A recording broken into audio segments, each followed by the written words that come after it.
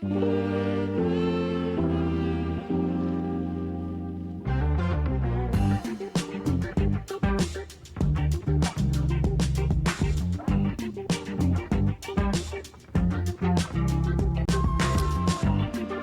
Wednesday, everybody. Josh here with On the Wrong Lead.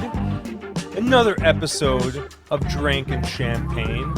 I am joined, as always, by Mr. Andrew Champagne. Andrew, how you doing, my friend? I'm freaking tired. I don't know about anybody else, but I've had a heck of a year this month. It's been one of those months to date with a lot of things going on and a lot of chaos in my general orbit. Today, I got to tell you, not a banner day in Andrew land. A bunch of very talented people that I'm privileged to call former colleagues and all-time friends. About 30 of them were shown the door by their employer today. It was rough. Shout out to any of you that may be watching this. As I've mentioned, anything any of you need, buzz me, and I will be more than happy to help. Always sad, but that's seems to be the reality of corporate America nowadays, and I'll leave it right there. A lot of chaotic stuff going on later this week. It's going to be a bunch of wide-ranging activities for me here. I am going to tease this, and we can reference this throughout the show. We're recording this on Tuesday, October 22nd. On Wednesday, October 23rd, I am playing the role I was born to play, which is the lone person in attendance at a concert under the age of 50.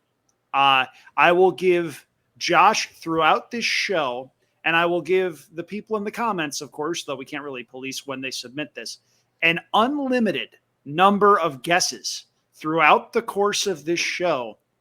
And I feel pretty confident that you will not get where I'm going. If you're out there and you're watching or listening, first of all, thank you. We very much appreciate that. Secondly, no looking at Bay Area concert schedules. That's cheating. But in addition to that, Saturday is going to be a very busy day for me. I am headed down to Pleasanton for a day at the races and then taking my fiance out for an evening in San Francisco. We are seeing an off-Broadway production of Clue, which I am very, very enthusiastic about. The mid-'80s movie adaptation of Clue is one of my favorites. If you ever want to see an actor just saying, "The hell with all of you, I'm stealing this movie," Tim Curry playing Wadsworth the butler does that about an hour into Clue, and it is magical. It is a tremendous sequence. Yeah, it's been years since I've seen it, but it's a really good one of my favorite, or probably my favorite TV show of all time. Psych did a for their 100th episode. Yeah, Yep, they did the Clue thing, yeah, which was really good. They also did a number of other like tribute episodes, like they did one for Twin Peaks called Dual Spires, which was a pretty cool one. So yeah, there's lots of fun stuff there. Yeah, the fun thing about Psych, especially from where I sit, is obviously Dule Hill is in that, and he was in the West Wing before that. And you wind up seeing a lot of West Wing actors pop up over the course of that show. And I'm trying like hell to get my long-suffering fiance into the West Wing, but it's just not the way she watches television. The way she, quote-unquote, watches television is it's on in the background as she does about 100,000 other things. And you can't watch the West Wing or any other Aaron Sorkin show that way and have it make any semblance of sense. Though what I will say is I rocked her world a couple of weeks ago because we got towards the end of season 3. And I said, honey, this is the story arc that I have been waiting for. She was a big NCIS fan for a very long time. And at the end of one of the last episodes of season 3, who shows up but Mark Harmon in a 4-episode story arc that is so good and tugs at your heartstrings before ultimately just body blowing you into submission in the season 3 finale. It's she saw that, she looked at me with her jaw dropped as if to say, shut up, shut up, shut up, shut up, shut up, which is how I know I got her. Victory is mine. But yeah, the one hint I will give you with that concert is I asked Alicia if she wanted to go and she said, who? Wow. I was going to say like it's got to be like, it was like Ariana Grande. No. Okay. In fact, I don't think you could be further off Well, you said you're 40, and so I figure it's going to I'm be going to young. be the only person under 50 at this Oh, concert. under 50. I thought it the Take a opposite lap, direction. get some, soap and water, Oh, get that earwax out of your ears. Listening skills are very important, Josh. man. Oh, that makes things way, way harder. Yes. I was going to just start naming like teeny boppers or whatever they call them No. Why nowadays. would I do that? Why would I do that? Oh, oh man, this is going to be tough. Yeah, we're going to have some fun with this. Um, Yeah, you just completely like derailed my train of thought. I had places I was gonna go, and then like now I'm just like, holy cow! Like who is he going to see? But we'll get to that. Yeah, Andrew.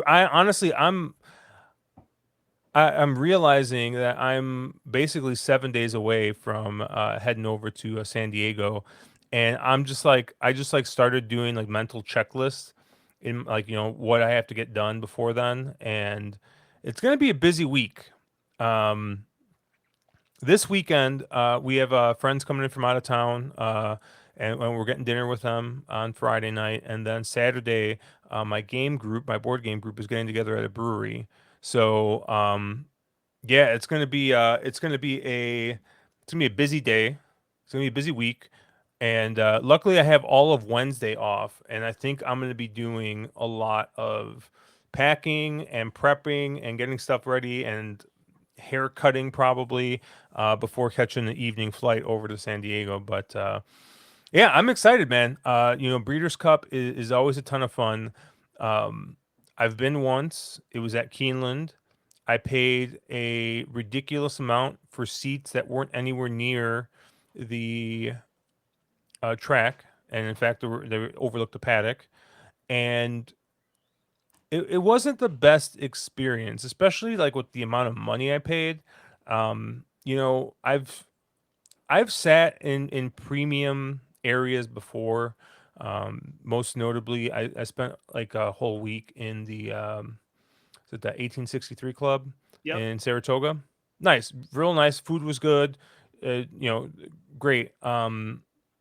And I would say that this paled in comparison to that, and this was much much more expensive, especially because it was a Breeders' Cup.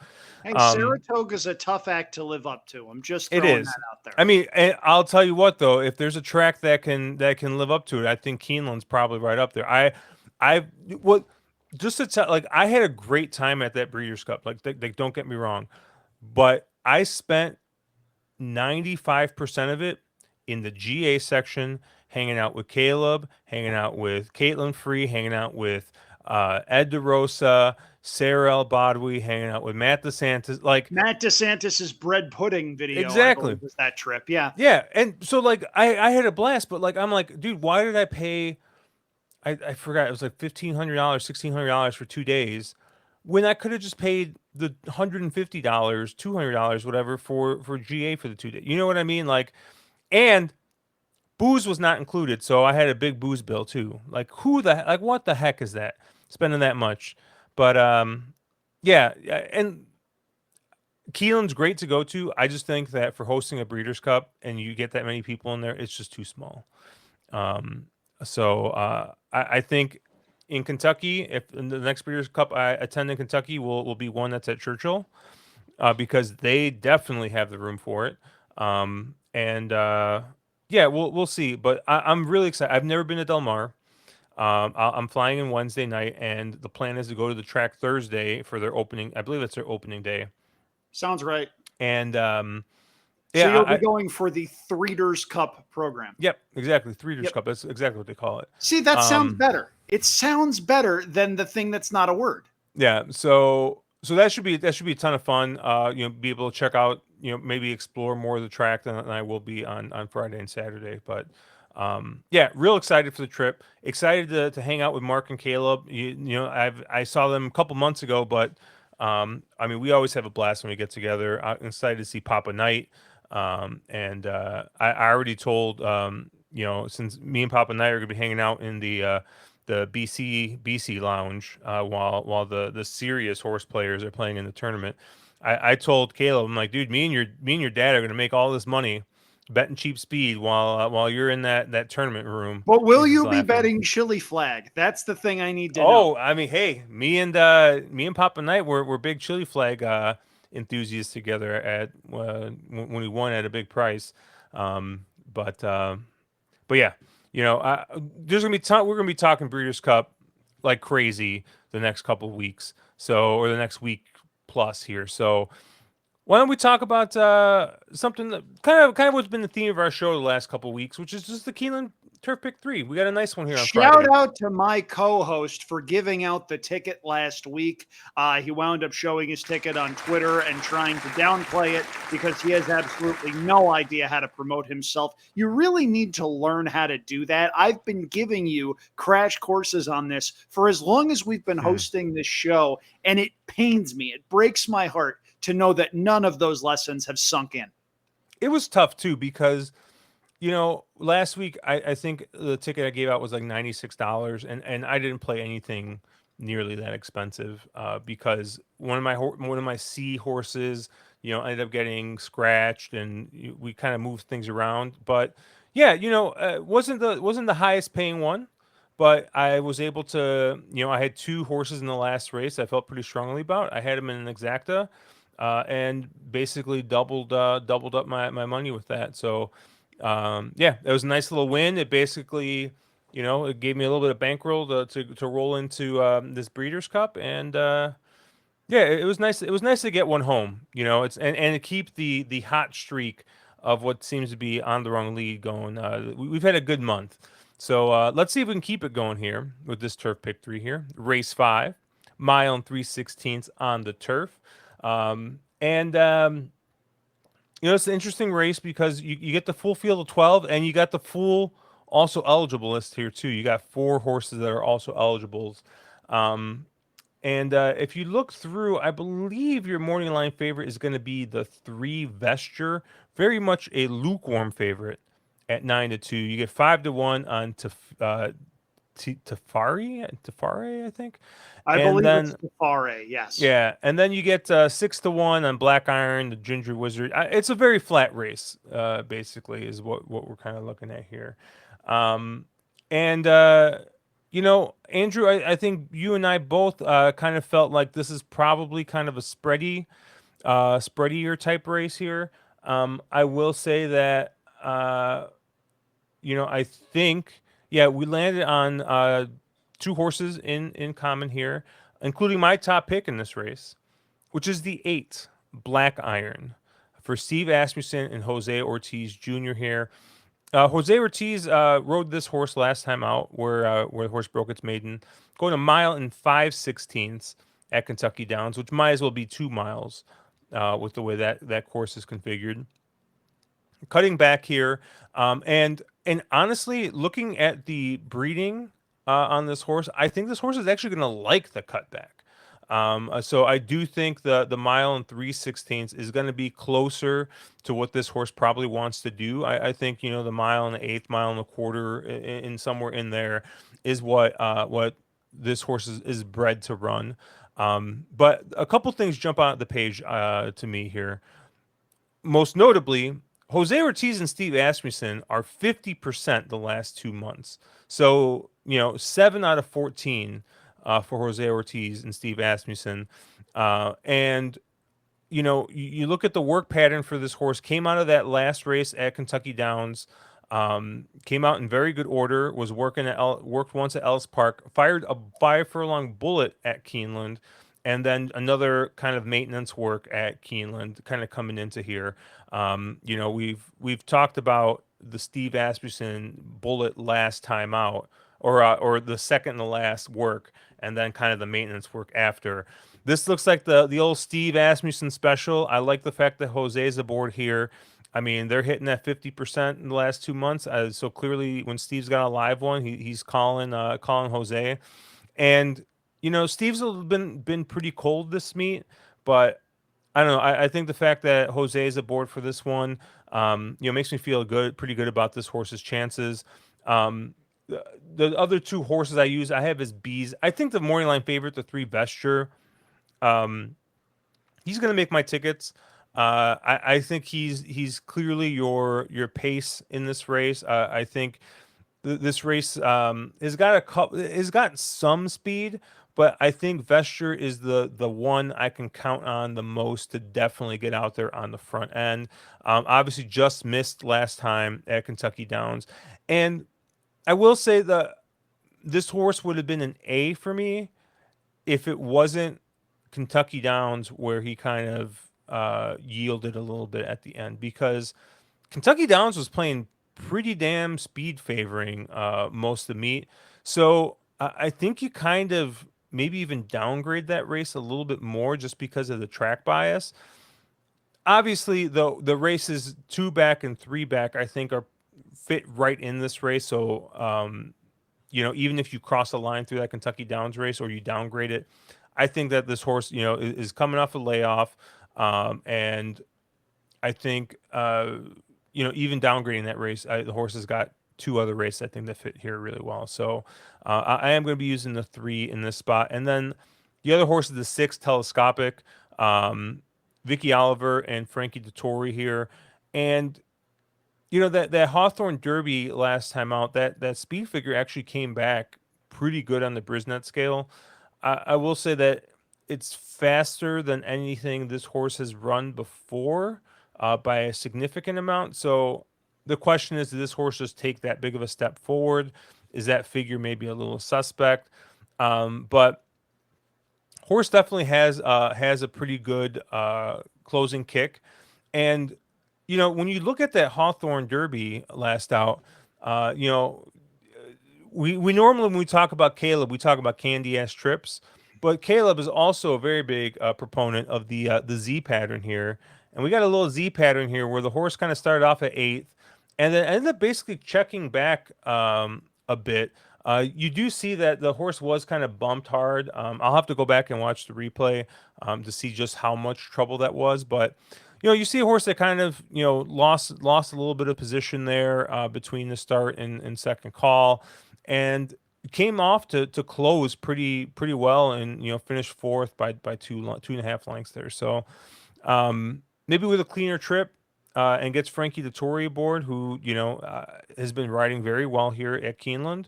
Him and Vicky Oliver, I think 1 for 6 last 2 months. So, and this horse has been stabled up here at Keeneland,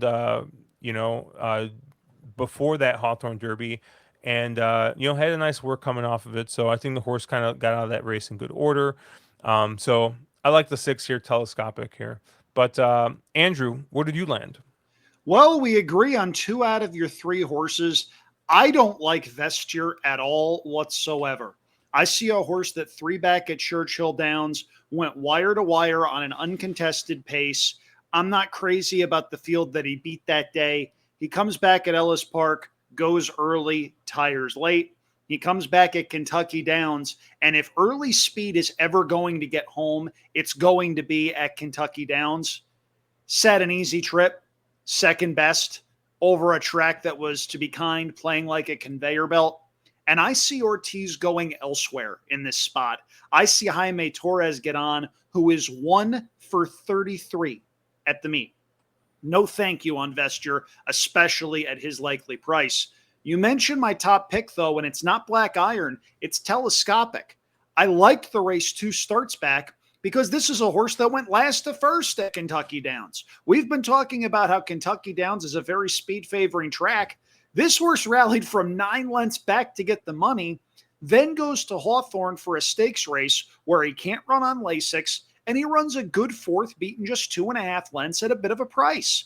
I think there's a lot to like with Telescopic, not least of which is the fact that Frankie Dettori sees fit to ride back. If he didn't think this horse had potential, he would not be on the horse. He's at a stage where he doesn't need to ride every race, and his stats show that. He's ridden 31 races this meet. By comparison, Tyler Gaffleone's got 70, Jose Ortiz has 67. He's not taking favor mounts. This is a case where I think Telescopic is coming around late in his 3-year-old year, and every bit of his pedigree said this was going to happen when he started going long on the turf. He's by American Pharaoh, who I think is the best turf horse Bob Baffert ever trained, judging by his offspring, out of a Galileo mare. I see this horse improving. I see 15 to 1 on the morning line. I think there's a chance we get that price too. That one's my top pick. I'm using Black Iron as sort of a B.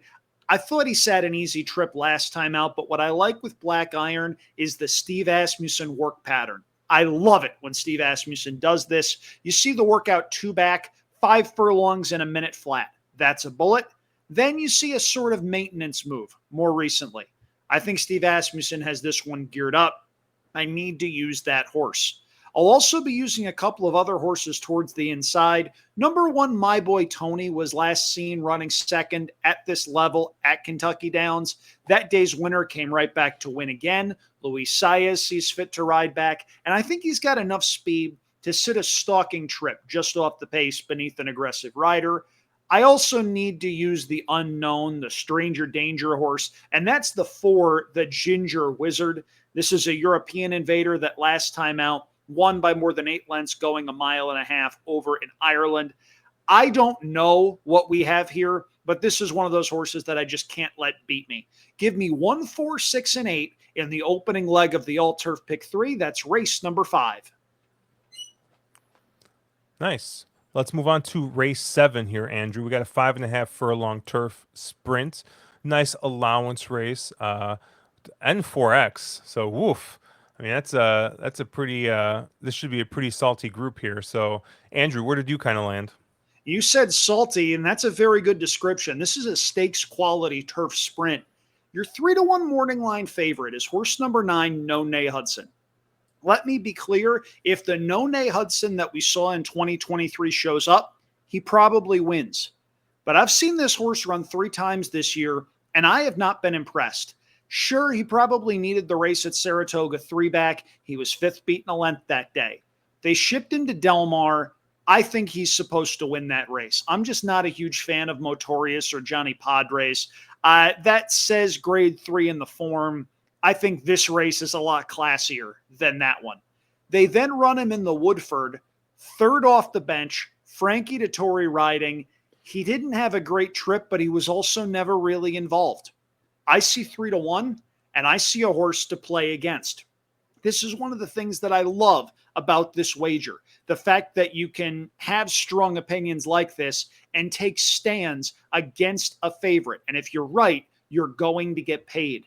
Josh, my top selection breaks to that one's outside, and it's the 10 Midday Image. This is an ultra consistent runner that always seems to fire the same shot every time out. And most of the time, it's good for a pretty big slice. Last time out, they ran at Laurel, was 3rd beaten a length, was rallying late in a race that didn't have a lot of early pace. That first quarter went in 22 and 4. Think he might need a little bit more pace, and hey, he's going to get it in this spot. There's a lot, and I mean a lot, of early speed signed on. And I think Ramon Vasquez may very well luck into the ideal trip, stalking in that first flight just behind horses that are hell-bent on getting the early lead. And if that happens, this is a horse that has shown he's good enough to win this race. He's got 15 wins and 44 lifetime starts, earnings of $500,000, and we're getting 10 to 1 on a horse coming from a barn that's 4 for 10 with a second at the meet. Sign me up on Midday Image. I am 4 deep trying to beat No Nay Hudson. That one is my strongest opinion of this particular sequence in here. There's a couple of horses that have a lot of early speed that I am going to be using. Number 4, Determined Kingdom, is a runner that I like a fair bit. This is a horse that has a ton of early speed, getting Luis Saez last time out, showed the way in the grade 3 Belmont Turf Sprint. And unlike the races that No Nay Hudson has run, I think this was a legitimate grade 3 race. You see horses like Senbei and Nothing Better. Those are very good horses. This is class relief for Determined Kingdom. And I think Determined Kingdom beneath an aggressive rider will be prominent early. I'll also throw in the other speed horse. That's John Valjean, horse number 8 in the program. He's tried turf 3 times. He's 3 for 3. Has been headed briefly once, but has been ultra impressive. 2 starts ago, won a restricted stakes race over at Penn National, then ran 3rd in the off the turf monster last time out at Parks. See what I did there, folks? It's a case where I just need to have that horse on the ticket. The last horse that I threw on the ticket of the entire sequence, because I honestly wasn't quite sure what to do with him, but I figured with the pace scenario, what it is, I'll include a chase meltdown horse, and that's the one Judge Davis. This is a horse that won 2 starts ago at Colonial, then rallied and was second, beaten a half length last time out at Kentucky Downs, going a little bit longer. He does need a pace. He's going to get it. And he's got a win at this route of ground from last October, about this time. Vinny Shemino sees fit to ride. He knows this horse a little bit. And I think if you're going to back a closer, this is the one you want at a little bit of a price. But the strongest opinion I have is that I am against No Nay Hudson. I'm 4 deep trying to beat that one. And if we get Midday Image home, that could be very, very good for me. Yeah, not only am I against Noni Hudson like you, I'm also against the 11 Boats Are Rockin'.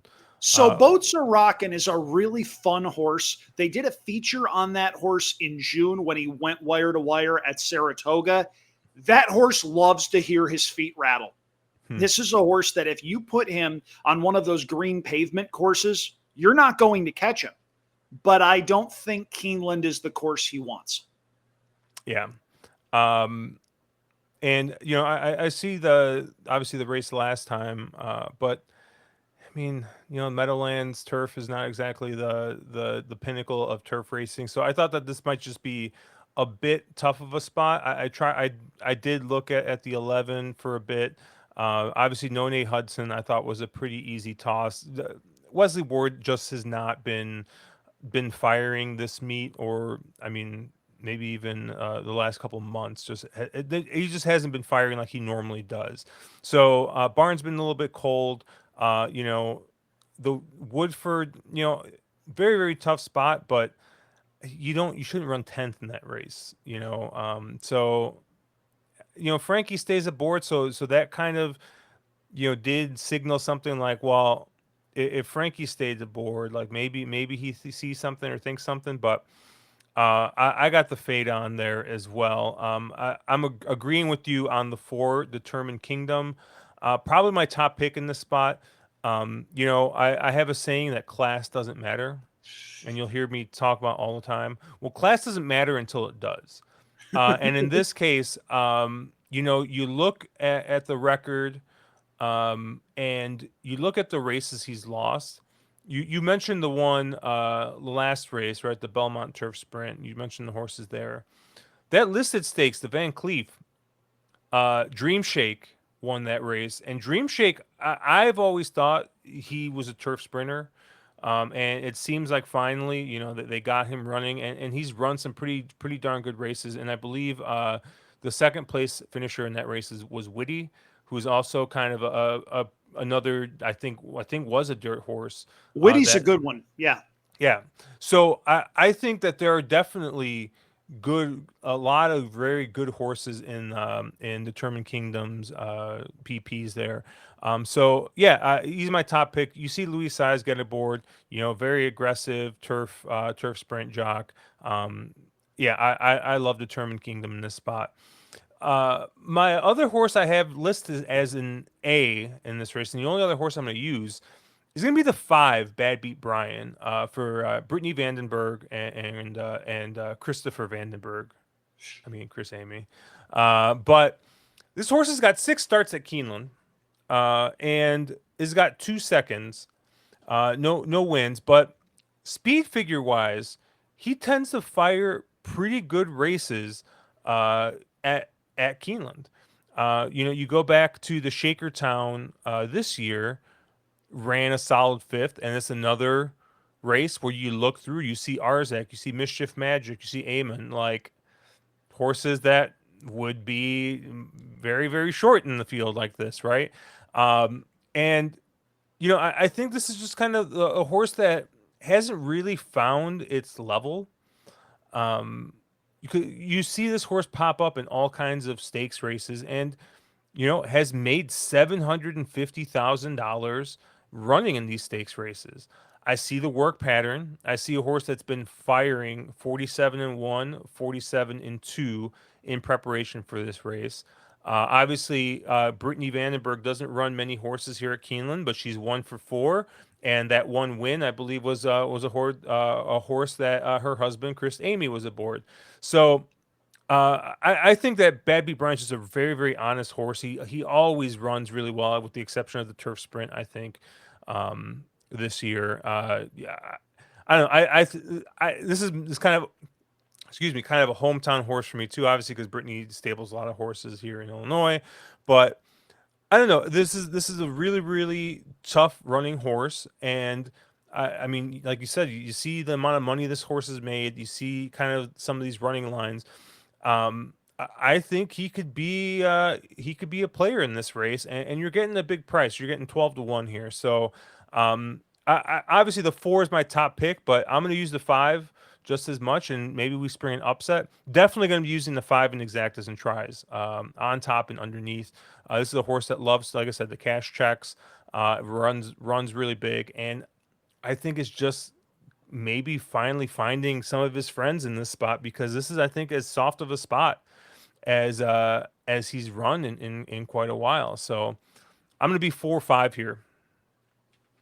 Well, we've got one horse in common at least. That's good for a potential consensus ticket. That's called foreshadowing, kids. Yep, and that's gonna lead us right into the Bank of America Valley View here, Grade 2, going a mile for 3-year-old fillies. And This is another race that, we got oversubscribed. We got 12 horses in the field. You got 4 also eligibles. I will say I didn't include any of the also eligibles on my tickets, and this horse needs a ton and ton of luck to draw in. But man, the 16 Kehoe Beach, if this one draws in, I know I just spent, I don't know, probably a couple minutes just besmirching Wesley Ward's name, but I think this horse at a bit longer of a price, with the early speed that he has. I thought he was or sorry, she was interesting in this spot. I see Johnny Velasquez getting aboard. I thought she was interesting. Now, granted, if she gets in, still going to probably be in the 12 post, needs a ton of help, and then you gotta reevaluate the pace scenario when that happens. But I did just kind of want to mention that horse before I talk about what is my top pick, and your top pick as well, Andrew, and that's the 4 Les Rays. Um, I and believe it's Leray. We're going to go with the French Leray, pronunciation. sure, This is a Leray. French bred here, says the guy named Champagne. This might be one of the few times I get to have any clout on this. Hey, it's fine. Normally, I leave the mispronunciations to Mark, but I'll take the L on this one. But I mean, there's just not really much to say about this horse. Won 2 straight in France, came over here to Aqueduct and won the Winter Memories. By a half length. Um, I will say the speed figure on Brisnet came back kind of slow. Um, I'm not sure what DRF or Timeform has it, but it'll be something I'll double check before I enter my wagers. But um, yeah, I mean, I just assume that this horse is going to take a step forward off that last race. Christophe Clement second off the layoff, 21%. Gets Flavian Pratt here, who's winning at 27% on this meet. Now him and Christoph haven't exactly had the best 2 months. The 0 for 4, not a ton of amounts, but yeah, I think this is, if you want a single here, and Andrew, I know you did. I think the, I wouldn't hate if you just single this one and move on. I think this is a pretty likely winner. But what did you Well, think, Andrew? we're not going to be singling and moving on, Josh. We're going to be singling And and cashing. cashing with Yes. Leray here. There's a couple of reasons for this. First of all, I think the Winter Memories was legit.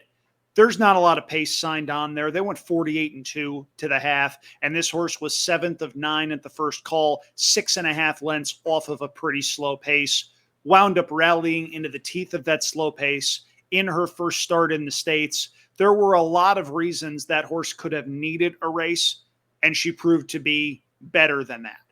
She goes second off the bench here for a trainer that when he gets a horse going in the right direction, the horse tends to stay there. And I see Flavian Pratt signing on. There is a lot to like about Luray in here. The other thing is, I simply think the other races require enough spreading to where you need to single in a particular spot. And if Luray doesn't win, I don't know who does, because the rest of this field has spent most of the year beating the crap out of each other. So, with that in mind, I'm going to go with a relative new face that has given me no reason to think she's not capable of winning this particular spot. She may very well go off favored in here. I see 5-2 on the morning line. That hits me as a little bit short. I think she's going to go off about 7-2. There are some talented horses in this race.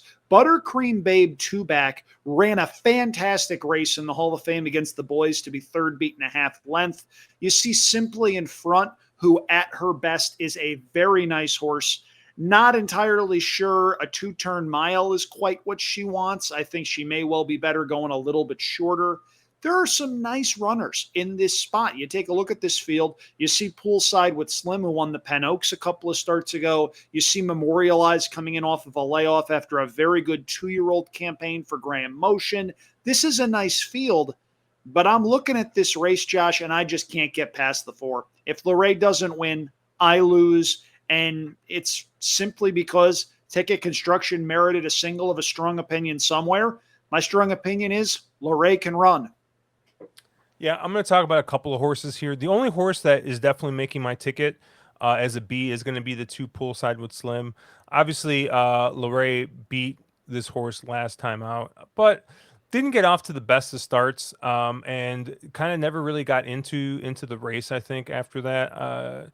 So I see Frankie gets aboard again. Frankie obviously rode this horse in the Penn Oaks to a win. So I like the fact that Frankie's staying aboard here.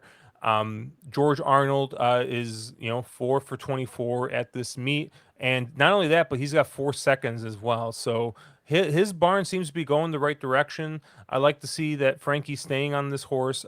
So I thought Poolside with Slim was definitely in here with a shot. I have him as my lone B in here. Luray, we've already talked that one to death. I looked at Buttercream Babe, and I tried to get there. Obviously, ran very well to start at the Saratoga meet, and then shipped over to Indianapolis. Ran a fine second, came back to the Hall of Fame. So I don't know if the horse is just it was a little snake bitten there, and then the Music City. Obviously, if you're not in the lead at Kentucky Downs, it's tough to win there. Mike Maker's barn has been absolutely ice cold. I do see 2 wins from 28 starts here at Keeneland. I think those might be his only 2 wins in the last month or 2.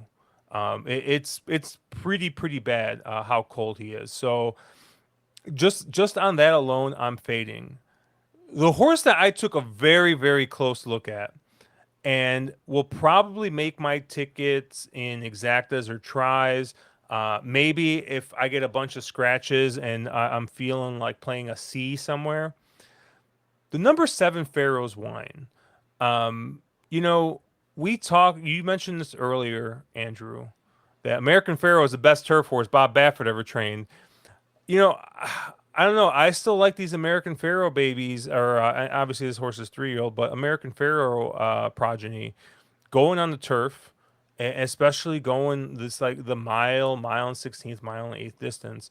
And I think, I know maybe I'm getting a little too zeroed in, but if you cross the line through every race that's not at a mile, you got a second, you got a first, and you got another first here.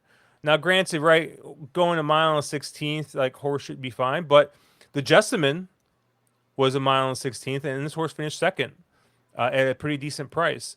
Now, granted, I think the horse still needs to take a step forward, speed figure-wise, in order to be there, but horse obviously has run well at Keeneland.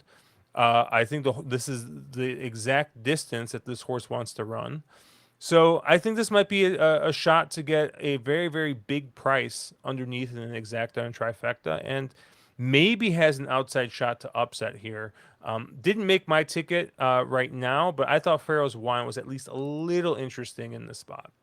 So since you mentioned a bomb you like, I'm going to mention one that I might use underneath. And look, if you get 30-1 on Pharaoh's Wine, yes, that horse needs to at a minimum run back to the 2-back effort where she wound up winning by a length over Allowance Company at Ellis Park. How Ellis Park form translates to Keeneland is variable at best, but I can't fault you for taking a swing there. If I was to take a swing, and I may well do this in the late pick 4, which has a 50-cent minimum, I may include number 9, Dancing in Dixie. Just draw a line through the Kentucky Downs race, and her form looks pretty darn good. And this is another horse that I think a mile is right in her wheelhouse. 3-back, she rallies to win the Tap-In. 2-back, they shipped her to Saratoga for the Saratoga Oaks. She had no pace to run at, made a middle move, and wound up finishing 3rd behind Cinderella's Dream. If Cinderella's Dream showed up in this spot, she'd be about 1-5. That's how good Cinderella's Dream is. I see 12-1, and I don't know if we're going to get that price, but if you wanted to use another horse in this spot that isn't going to be one of the favorites, that's the one that I would use. She might be a bit pace dependent, and I don't know if she's going to get the pace she needs, but I do think she's talented enough to have a big shot on her best day. Does she need to fire her best shot? Yes, but you're going to get double-digit odds on this horse, and I think that may very well be something to consider in some of the other wagers where you might want to spread a little bit.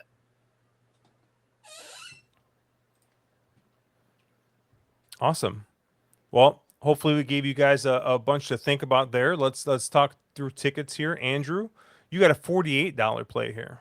Yep, we're going 4x4x1, and that ticket for Friday's All Turf Pick 4 reads as follows: 1468 with 14810 with 4. So if we wind up going faux, hi Moses Malone, how you doing? Yeah, bet you didn't think you were going to get a Moses Malone reference on this show. Check your bingo cards accordingly. But there's a couple of different combinations where this could pay out to where I'm extracting some value out of Luray in the Valley View. We could wind up with a situation where that horse winds up being 3-1, 7-2 on the win end, and I wind up getting double or triple that price by playing this pick 4 ticket. Barry Manilow. No. I ended up going 3x2x2. So 368 with 4-5 with 2-4. That's a $36 play there. And Andrew, we did it. Second time in a row. Cue the applause right here. We have a consensus ticket. Yep, 6-8 with 4. And honestly, I feel like we feel pretty strongly about all those horses. Maybe you include the 10 in leg 1. And then who was your top pick in the second leg, Andrew? My top pick in the second leg was the 10 Midday Image. Okay, but that was the case where my stronger opinion was going against the 9, though I do like the 10 a fair bit. And if you give me 10-1, there's going to be a win bet involved. Yeah. When I showed that to you pre-stream, you're like, I don't hate that ticket. So, no, I don't. It's a good ticket. Man, not Barry Manilow. Who else? Was that at least closer than Ariana Grande that time? Infinitely closer. Infinitely closer. Man. Neil Diamond? Is he still around? He's still around, but no. I give up. Okay. So I grew up born and raised on music of the late 60s and early 1970s. And that's the product of the fact that my father was born in 1955. That's music of his high school age. It's the music I grew up hearing. I've seen various iterations of Crosby, Stills, Nash and Young several dozen times. But another guy that I grew up hearing the music of a lot was a gentleman by the name of Jim Croce. If you've heard songs like Bad Bad Leroy Brown, Time in a Bottle, a couple of others. Well, he was about to get his big break and was playing a whole bunch of gigs, and he died in a plane crash. It was a bad crash, horrible. His son, AJ, turned out to be a musician, and for a very long time, he refused to play his dad's music. I get it. There's a lot going on there, and he's actually the guy Jim Croce wrote Time in a Bottle about. But in recent years, he started to play his dad's music on tour, and this is the 50th anniversary of when his big album came out. So he's touring the country doing his dad's stuff, and I've got a ticket to see that show Wednesday night at the San Jose Civic in San Jose, California. Was able to get a pretty cheap ticket too. And like I said, I am fully planning on being the only person at that show under the age of 50. Well, have fun, Andrew. I'm going to try, honestly. Some of his stuff is really, really good. If you're on Spotify, just search Jim Croce and a whole bunch of stuff comes up. Last name is spelled Croce, and that is your musical education of the day from a guy who is equal parts 70 and 7. Well, it's going to do it for us here on Drank and Champagne. Obviously, check us out at ontherwronglead.com. At @wrong_lead on Twitter. I am at Cherry Drank. You'll be seeing my face all over the place with all this content we're going to get out over the next week or so. You're doing your best Andrew impression with how much you're out there. There we go. And then Andrew, obviously, is at Andrew Champagne, winnersandwiners.com. And I'm sure you can find him on Hong Kong, even if you don't want to see him. He'll be all over the place. Hey, the trolls have been quiet. All you have to do is give him a couple of winners. Have a good week, guys. Make some money.